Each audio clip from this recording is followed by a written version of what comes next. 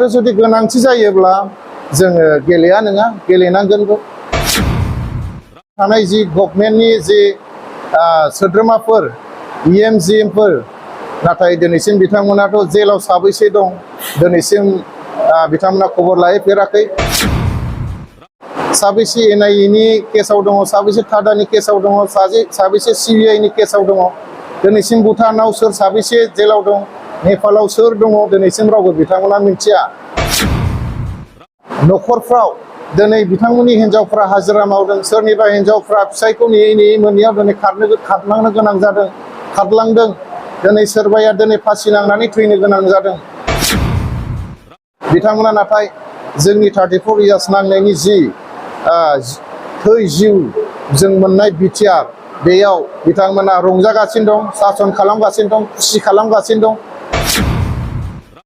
जोंनि सोद्रोमाफ्रा अबे बांलादेशआव सोर मुंख्लं जानानै थाबोखो, दिनै म्यानमाराव सोरनि गोथै दङ, सोरनि हारा दङ, भुटानाव सोरनि गोथै सोरनि हारा दङ बिथांमोना जेबो मिथिया।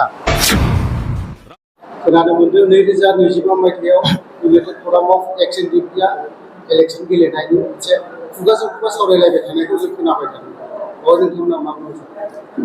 नंगौ, जोंनिसिमबो गोबां बाथ्रा बेबायदि फैबाय थादों। जे फैबाय थानाय जे 2025 मायथाइयाव बिटिआरआव BTCनि मोनसे इलेक्सन जागोन। बेवहाय इन्डिपेन्डेन्टलि इउनाइटेड फराम अफ एक्स एनडिपिआ बिसायख'थि गेलेगोन होननानै गोबां मानसिया रायलायसावदों आरो जोंनिसिमबो बे बाथ्राफ्रा फैदों। नाथाय इउनाइटेड फराम अफ एक्स एनडिपि हिसाबै डिस्ट्रिक्ट लेभेलानो जा सेन्ट्रेल लेभेलानो जा दिनैसिम बेबायदि आबुङै बा गुवारै सावरायनानै बेबायदि दिनैसिम थांखि लानाय जायाखै। जोङो गोबां समाव गोबां सावरायो, बेफोरखौ हयथ' खोनादोंबो जानो हागौ। मानो होनोबा माब्लाबा खुद्रिसारनाय फैयो जे एकर्ड खालामदों एनडिपिआ मोनब्रै फेक्सन ज' लोगो नांनानै मोनसे बिटिआर एग्रिमेन्ट खालामदों। जों गोबाव सम नेबाय, 4 बोसोर नेबाय जोङो। जोंनि जे एकर्डआव थाखानाय जि दफाफोराव लिरखानाय एनडिपिनि जे एक्स ग्रेसिया, लोगोसे रिहेबिलिटेसन, लोगोसे जब्स, लोगोसे गासै बर' यांफोरनि जि मोनसे रिक्रुइटमेन्ट दिनैसिम जि लिरनानै दङ बेफोर बुस्थुखौ गभर्नमेन्टआ मावनो हायाखै। गभर्नमेन्टआ टटेलि फेल एनडिपिफोरनि खामानि मावनायनि सायाव। जोङो दिनै बिनि थाखायनो जोङो माब्लाबा गोसोआव सानखाङो, माब्लाबा खुद्रिसारो आरो गोबाङा गोबां रोखोम बाथ्रा बुंनोबो हागौ। मानो होनोब्ला 4,000सो मार्टियार्सफोरनि गेजेराव दिनै जों खालि मोननो हादों फ्राय 500नि एसे बारासोल' जों दिनै एक्स ग्रेसिया हिसाबै जोंनि मुंख्लंफोरा मोननो हादों। बेजों लोगोसे रिहेबिलिटेसन हिसाबै जोंनि सोद्रोमाफ्रा दिनैसिम हार्डक'र केडार हिसाबै 678 सोद्रोमाफ्रानो दिनैसिम मोनाखै। बेजों लोगोसे गभर्नमेन्टआ गावसोरनो बिनाय हिसाबै गावसोरनो होनो होननानै खोथा बुंसेयावबो फ्राय मिलिशियाफोरनि 4000सो दङ। बेखौबो बिथांमोना गावसोरनो बिदोंमोन, गावसोरनो पुलिस भेरिफिकेसन खालामदोंमोन, नाथाय दिनैसिम बिथांमोना बिनि सायाव ओरैनो थगायनानै दोननाय जादों। बेफोरखौ लानानैनो गोबां जोंनि सोद्रोमाफ्रा खुद्रिसारो।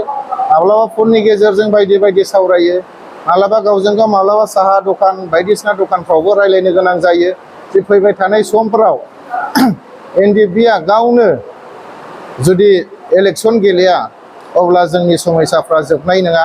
मानो होननानै बुङोब्ला दिनैनि जि गभर्नमेन्टखौ जों नुदों, 4 बोसोराव जि जोंनि बिटिआर एकर्ड खालामग्राफोरानो दिनैनि जि सरकार बेखौ सालायगासिनो दङ।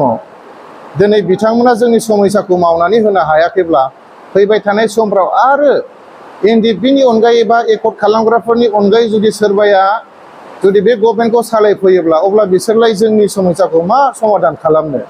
दा बेफोरखौ नोजोर बोनानै बेफोरखौ सिन्था खालामनानै माब्लाबा जोंनि सोद्रोमाफ्रा बा जोंनि दैदेनगिरिफ्राबो सावरायनो गोनां जायो आरो सावरायोबो जानांगौ। बेफोरखौनो लानानै दिनै बायदि बायदि मानसिफ्रा सावरायनो गोनां जादों।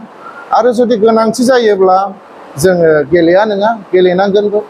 रायजो राजाफ्रा जुदि जोंखौ लुबैयोब्ला आरो जोंनि समस्याखौ जुदि समाधान खालामनोब्ला जोङो गेलेया नङा गेलेनोबो गोनां जागोन।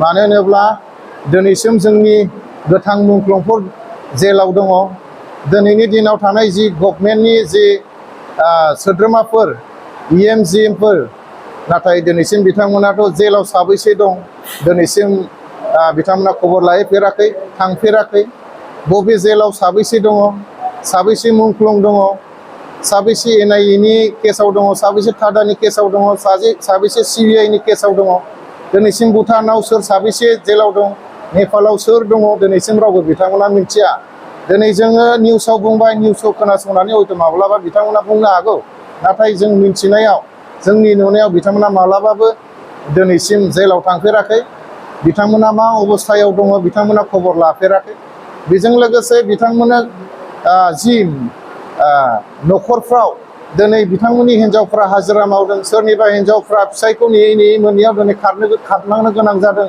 खारलांदों दिनै सोरबाया दिनै फासि नांनानै थैनो गोनां जादों बिथांमोना नाथाय जोंनि 34 इयार्स नांनायनि जि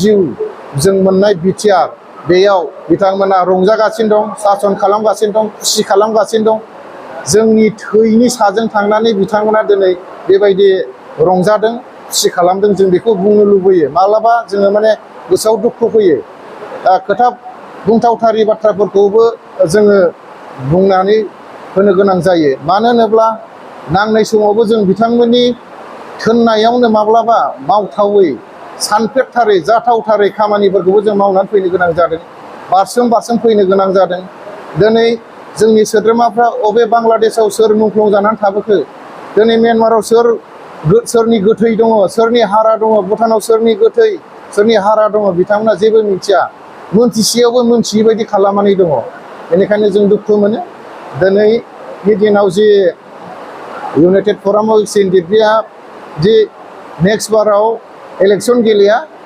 बेबो जाथावबो नङा गेलेनोबो हागौ आरोखि